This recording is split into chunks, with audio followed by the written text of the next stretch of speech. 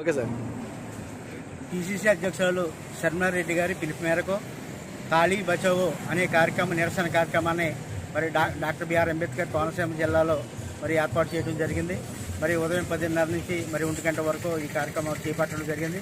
ఈ కార్యక్రమంలో పాల్గొన్న మరి ముఖ్య అతిథిగా జంగా గౌతమ్ గారు, మరి అలాగే జిల్లా ఇన్ఛార్జ్ గారు అయిన మరి జగతా శ్రీనివాస్ గారు, మరి ఎమ్మెల్యే అభ్యర్థి గారు, మరి అలా బాజీ గారు, ఇంకా కాంగ్రెస్ పార్టీ నాయకులందరూ కూడా పేరు పేరున ధన్యవాదాలు తెలియజేసుకుంటున్నాం.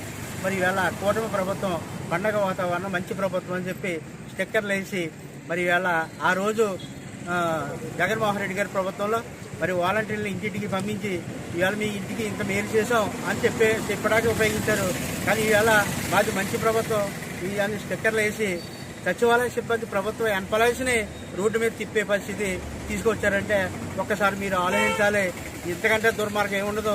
ఇవాళ ఒక పథకం కూడా ప్రవేశపెట్టకుండా, ఒక సంక్షేమ పథకం కూడా లేకుండా మరి ఈవేళ వీళ్ళు స్టిక్కర్లు అంటున్నారంటే మరి ఏం చేశారో ఒకసారి ఆలోచించాలి. అంతేకాదు సూపర్ 6 మేము అమలు చేస్తా ఉన్నారో ఇవాళ ఒక్క పథకం కూడా అమలు చేయలేదు. ఇవాళ మీరు గమనించాలి. ఇవాళ జగన్మోహన్ రెడ్డి గారు అమ్మ ఒడి అని చెప్పి 15,000 రూపాయలు ఇస్తే మరి మేము వస్తే ఇంట్లో 2 3 4 మరి 15,000, 30,000, 45,000 రూపాయలు ఇస్తామని చెప్పి చెప్పడం జరిగింది. ఇంతవరకు తల్లికి వందనం అనే కార్యక్రమం కూడా చేపట్టలేదు. అదేవిధంగా రైతులకి మరి జగన్మోహన్ రెడ్డి గారు 13,500 రూపాయలు ఇస్తే మరి ఈరోజు మరి ఇలా కూటమి ప్రభుత్వంలో మరి 20,000 ఇస్తామని చెప్పడం జరిగింది. ₹1 కూడా ఇవ్వలేదు. అదేవిధంగా మరి మన డ్వాక్రా మహిళా అక్క చెల్లెమ్మలందరూ కూడా మరి 3 లక్షల నుంచి 10 లక్షల వరకు మరి ఉచితంగా ఇస్తామన్నారు. వడ్డీ లేని రుణాలు అవి లేవు. మరి ఇవాళ ఉచిత బస్ పాస్ అన్నారు, అది లేదు. మరి ప్రతి నిరుద్యోగికి మరి 3,000 రూపాయలు ఇస్తామన్నారు, అది లేదు.